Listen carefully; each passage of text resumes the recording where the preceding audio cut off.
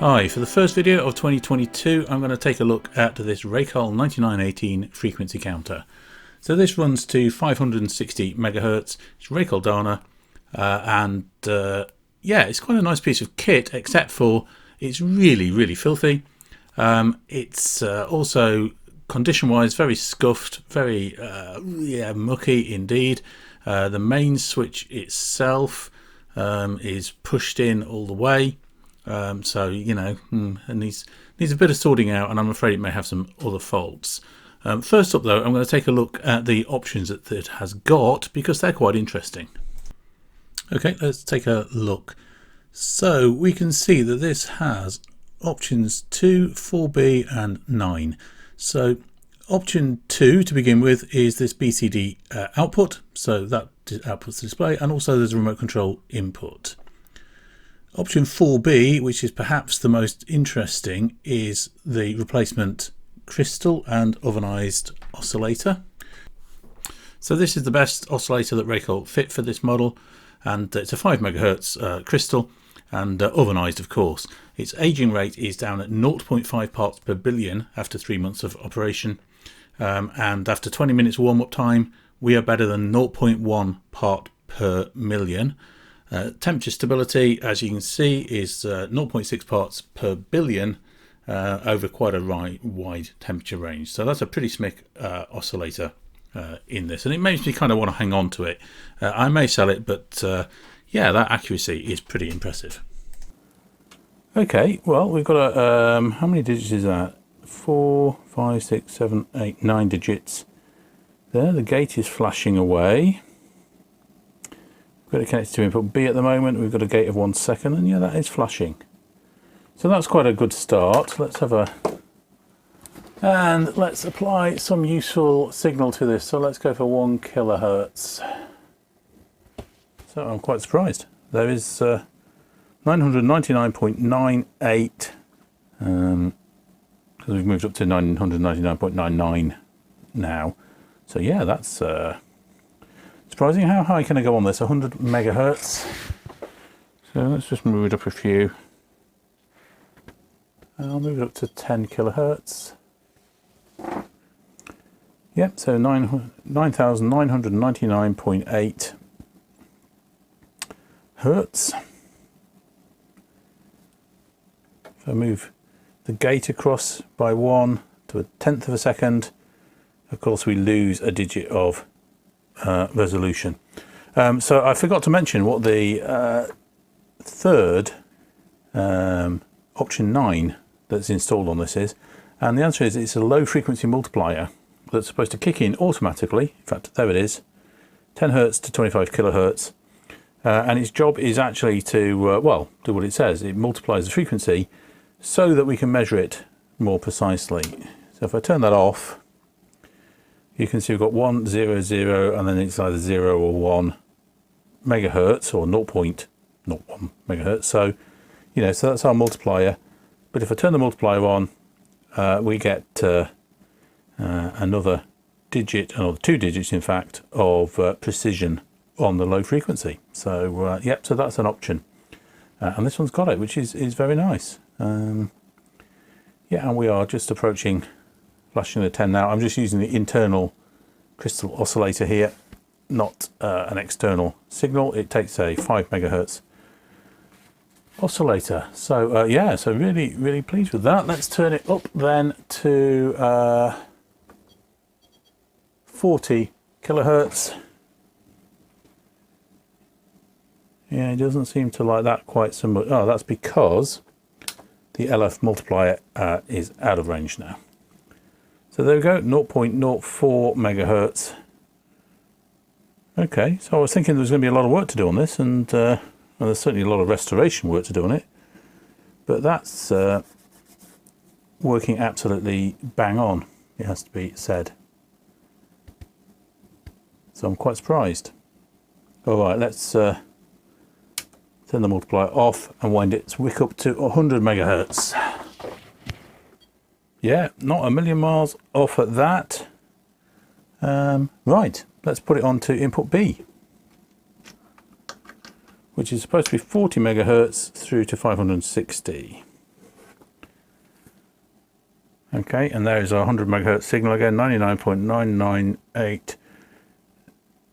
99.9989567, working its way up to the true value. So yeah, pretty impressed with that. Let's press reset. Yep. Yeah, and we can see the thermal change happening over on this right hand side now. So we've got 99.99905566064. I don't really have time to just kind of leave that forever and a day. Okay, so I think I've probably seen enough for the moment. Let's take it apart, let's see what's inside. Okay, and we are in.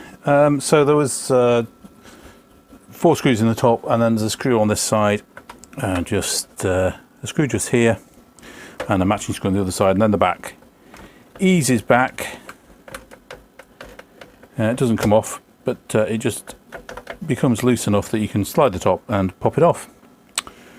Let's change the camera and have a look inside. So, not too much circuitry, a bit more than I expected. We've got our nice frequency standard here. That still feels like it's warming up. It's got an oven in there.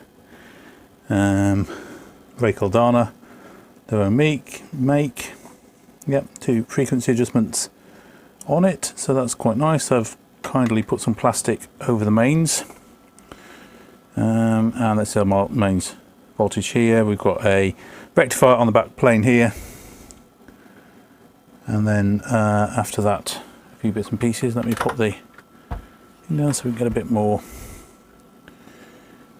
easy with what's going on. The main switch looks a bugger to get at, but not too bad. It's just in here. The main switch is just in here. Got to remember to keep my head out of the shot. The amount of time I spent editing videos because I put my head over the board that I'm showing. So yeah, so let's have a quick look around. I mean, you know, truthfully, there's not that much here really. So this guy just comes across. We've got a display board just here, so that's fairly straightforward. I'm not sure there's any logic on there as such. It doesn't look like it. Just looks like a place to connect the 7 segments displays. There might be a 7-segment driver just down this end, I think. I'm not going to take this board off, there's just not enough on it to make it worthwhile. The switches are all panel mount further down. Can't really see the slide switches, but yeah, they appear to be just panel mounted, same as the main switch should be. Down here we've got our driver transistors. 1, 2, yeah, 9 driver transistors, 1 for each display, and this will be the logic. Just drive them behind it. 7404, 7400, CA3083. Yeah, unclear what that is off the top of my head. There's an MC part over here. So I think that this might well be a pre-scaler just on this side here.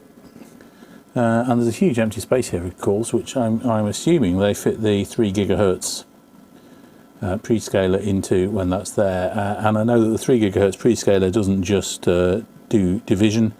I think they use a mixer technology to step down the frequency. Let's see if we can just zoom in a bit closer. There we go.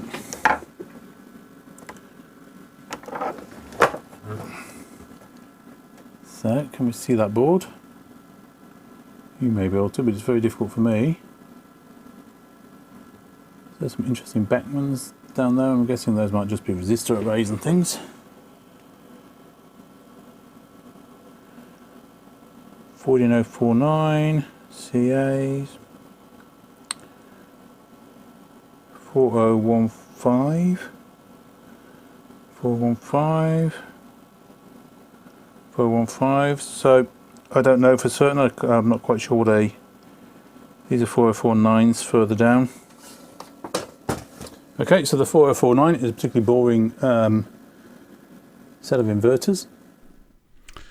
And the rest is really just 7.4 and 4000 series glue logic and a few transistor arrays. So this is basically just some simple gates triggering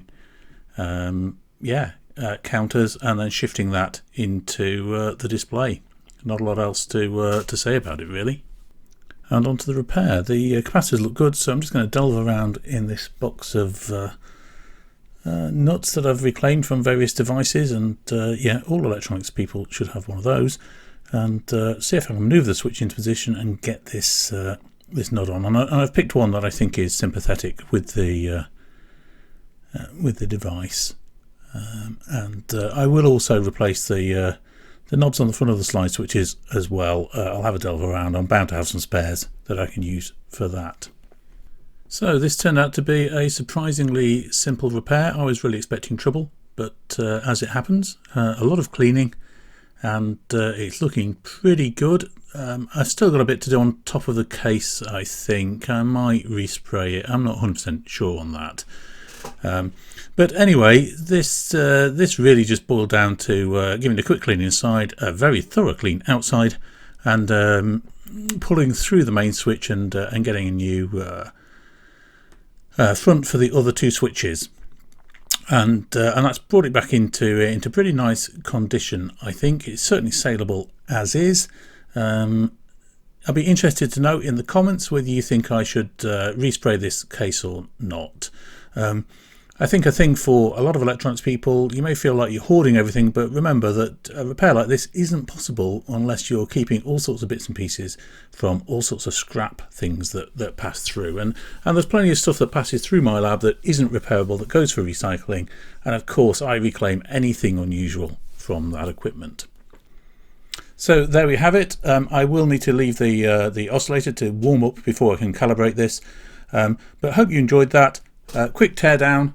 Little bit of repair work, but nothing too much. So please like that if you did, and subscribe if you haven't, and I'll see you next time. Take care.